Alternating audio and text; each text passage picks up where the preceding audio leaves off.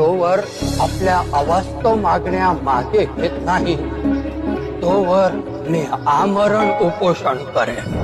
Mister गांधींचा जीव मलाही प्रिय आहे, परंतु त्यासाठी मी 6-7 कोटी अस्पृश्यांवर अन्याय होऊ देणार नाही. दुसऱ्या गोलमेज परिषदेमधून स्वतंत्र मतदारसंघ डॉक्टर बाबासाहेब आंबेडकरांनी हिरावून घेतला. 2 मतं टाकण्याचा अधिकार अस्पृश्यांना मिळाला आणि यासाठी महात्मा गांधींना उपोषण करावं लागलं.